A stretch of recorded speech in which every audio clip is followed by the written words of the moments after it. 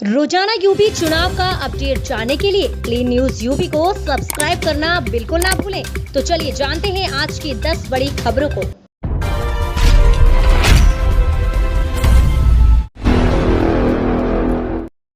UP में सपा ने राज्य कार्यकारिणी टीम घोषित की, 72 पदाधिकारियों को किया गया नामित। उत्तर प्रदेश में आगामी विधानसभा चुनाव से पहले सूबे की समाजवादी पार्टी अपनी तैयारियों को लगातार जोर दे रही है। इसी के चलते मंगलवार को समाजवादी पार्टी की ओर से यूपी की प्रदेश कार्यकारिणी की घोषणा की गई। प्रदेश कार्यकारिणी के लिए जारी की गई सूची में अलग अलग जिलों के 72 सदस्यों के नाम शामिल किए गए हैं। मंगलवार को एसपी और यूपी से यूपी की 72 सदस्यीय राज्य कार्यकारिणी सदस्यों की घोषणा कर दी गई है। जारी की गई सूची में प्रदेश अध्यक्ष, कोषाध्यक्ष, उपाध्यक्ष, प्रमुख सचिव, महासचिव और कार्यकारिणी सदस्यों के नामों को शामिल किया गया है।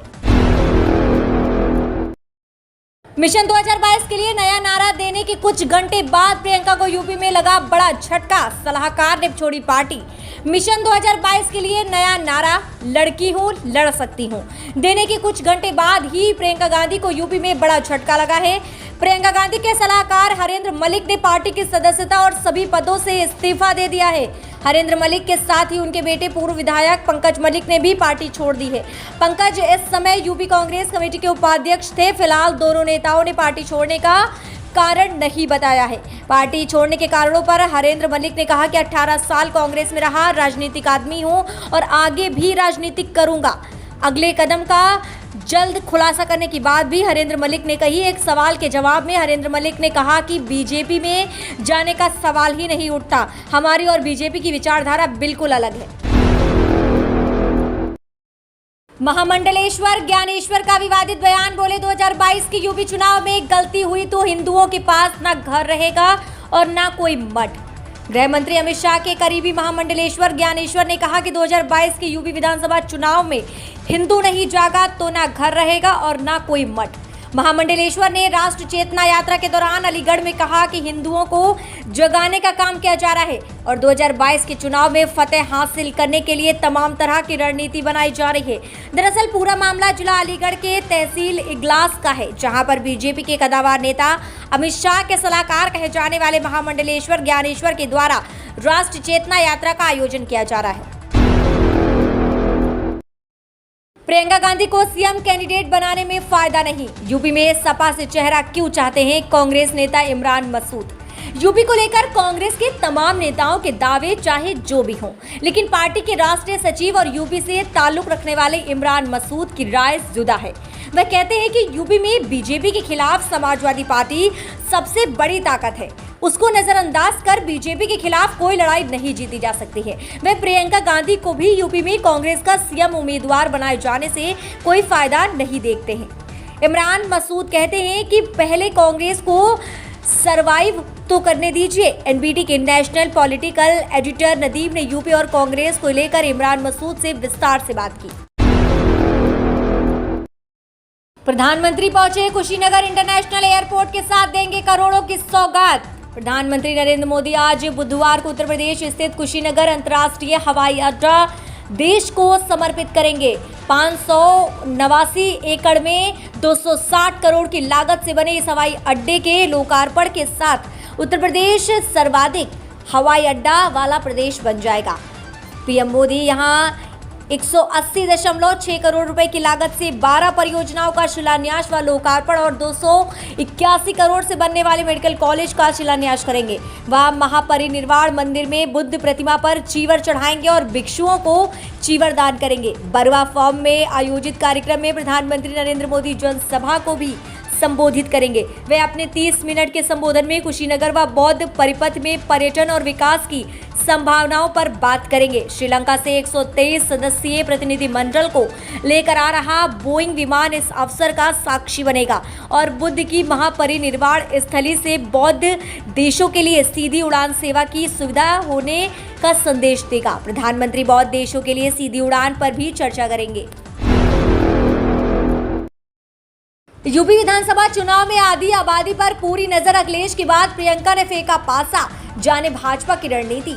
समाजवादी पार्टी के MY यानी मुस्लिम यादव की जगह नई सपा में महिला युवा ने ले ली और सत्ता संघर्ष में कांग्रेस भी आखिरकार महिलाओं के मुद्दे को मोर्चे पर ले आई है। साफ संकेत है कि इस बार उत्तर प्रदेश विधानसभा चुनाव में जीत के लिए हर सिक्का उछालकर किस्मत आजमा रहे विपक्षी दलों की नजर जाति धर्म की लकीरों के पार सीधे आधी आबादी पर जा चुकी है। टिकट वितरण में 40% आरक्षण की घोषणा के साथ महिला सशक्तिकरण के मुद्दे को मोहिनी मंत्र बनाते हुए कांग्रेस महासचिव प्रियंका गांधी वाड्रा ने निश्चित ही बड़ा दांव चला है। अब उनके इस वादे को भाजपा सरकार के उन दावों से लड़ना है जिसमें वह प्रधानमंत्री व मुख्यमंत्री आवास योजना, शौचालय से लेकर तमाम योजनाएं महिलाओं को समर्पित कर लाभार्थियों की लंबी सूची हाथ में थामे चुनाव मंच पर खड़ी हैं। मुकेश सहनी ने भाजपा को याद दिलाया पुराना वादा, बोले इस बार होगी आर पार की लड़ाई। बिहार में एनडीए का हिस्सा है और एनडीए की सरकार का भी मंत्री का पद भी है, लेकिन बिहार से बाहर निकलते ही मुकेश सहनी की राह अलग है।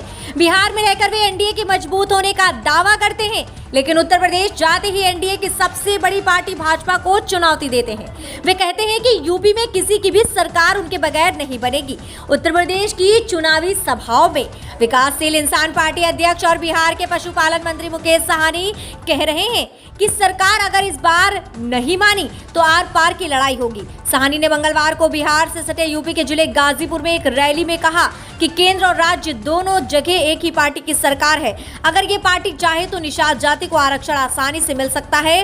जाहिर है कि वे नाम ले या ना ले, उनका पहला निशाना अपने ही सहयोगी दल भाजपा पर रहता है। उत्तर प्रदेश विधानसभा के नवनिर्वाचित उपाध्यक्ष नितिन अग्रवाल ने बिना नाम लिए पूर्ववर्ती सपा सरकार पर हमला कर कहा कि उस वक्त सिर्फ उन्हीं 5 संसदीय क्षेत्रों के लोगों को नौकरी मिलती थी जहां से परिवार के लोग सांसद थे। आज भाजपा सरकार में बिना भेदभाव युवाओं को नौकरी दी जा रही है। प्रदेश में कानून का राज है। संवैधानिक संस्थाओं का जितना सम्मान भाजपा करती है उतना कोई दूसरी पार्टी नहीं करती है। उपाध्यक्ष पद का चुनाव प्रदेश में 14 साल बाद हुआ है। विपक्षी अगर भाजपा के काम जानना चाहते हैं तो श्वेत पत्र लाए, पता चल जाएगा कि किसने कितना काम किया है। वे किस उपाध्यक्ष बनने के बाद पहली बार उन्नाव आए। नवाबगंज में पूर्व ब्लॉक प्रमुख अरुण सिंह शर्डर से व सदर विधायक पंकज गुप्ता ने स्वागत किया। 16 अक्टूबर को हुई कांग्रेस वर्किंग कमेटी की बैठक से बाहर आने वाली सुर्खियां मुख्य रूप से इन 2 बातों पर केंद्रित थी। सितंबर 2022 में पार्टी का अगला अध्यक्ष चुना जाएगा और कांग्रेस के अंतरिम अध्यक्ष सोनिया गांधी ने विरोधियों को मीडिया में जाने की बजाय सीधे आलोचना करने के लिए कहा। लेकिन बैठक का एक हिस्सा ऐसा भी है जिस पर उतना ध्यान नहीं दिया गया, जबकि उससे पार्टी की रणनीति का संकेत मिल सकता है। ऐसा माना जा रहा है कि राहुल गांधी ने बैठक में इस ओर इशारा किया है कि जिन अन्य लोगों को उन्होंने मुख्यमंत्री बनाए जाने के बारे में सूचित किया था, चाहे वह अशोक गहलोत हो, कमलनाथ हो या भूपेश बघेल हो, किसी ने इस तरह की प्रक्रिया व्यक्त नहीं की। उत्तर प्रदेश 2022 का विधानसभा चुनाव जैसे जैसे नजदीक आ रहा है, सभी पार्टियां सक्रिय नजर आ रही हैं। सभी राजनीतिक दल एक दूसरे पर हमलावर हैं। सभी राजनीतिक दल कई जगहों पर सम्मेलन कार्यक्रम कर रहे हैं। अब देखना यह है कि क्या सत्ताधारी भाजपा एक बार फिर से यूपी में अपना परचम लहराएगी या फिर जीत का झंडा फहराएंगे अखिलेश यादव। मीडिया रिपोर्ट्स के मुताबिक आज हमने जनता का मूड जानने की कोशिश की है। आइए बात करते हैं 2022 विधानसभा चुनाव के ताजा ओपिनियन पोल के बारे में। किसके हिस्से में कितनी सीटें आ रही हैं, यूपी में कौन अपनी सरकार बना सकता है। मीडिया रिपोर्ट्स के अनुसार किसकी सरकार बनते हुए दिखाई दे रही है। बात कर लेते हैं सबसे पहले बीजेपी की। तो बीजेपी को यहाँ पर मिल रही है 150 से 160 सीटें। बात कर लेते हैं समाजवादी पार्टी की। समाजवादी पार्टी के खाते में आ रही है 157 से 169 सीटें। बसपा को यहाँ पर मिल रही है 35 से 42 सीटें। बात करते हैं कांग्रेस की, तो कांग्रेस को यहाँ मिल रही है 20 से 28 सीटें। वहीं अन्य के हिस्से में आ रही है 2 से 12 सीटें। चुनाव के महज अब कुछ ही दिन बचे हैं। क्या लग रहा है आपको किसकी सरकार बन सकती है? यूपी में किसका राज होगा? कौन बैठेगा जीत की कुर्सी पर? आपको किसकी सरकार बनते हुए दिखाई दे रही है? हमें कमेंट के माध्यम से बताना न भूलें। ऐसे ही ताजा चुनाव की अपडेट्स जानने के लिए हमारे साथ जुड़े रहिए। तो ये थी आज के 10 सबसे बड़ी और महत्वपूर्ण खबरें। अगर आपने अभी तक वीडियो को लाइक और शेयर नहीं किया है तो जरूर कर दें। इससे हमें आपके लिए वीडियो बनाने में मोटिवेशन मिलता है। और आप न्यूज़ को कहां से देख रहे हैं हमें कमेंट के माध्यम से बताना ना भूलें।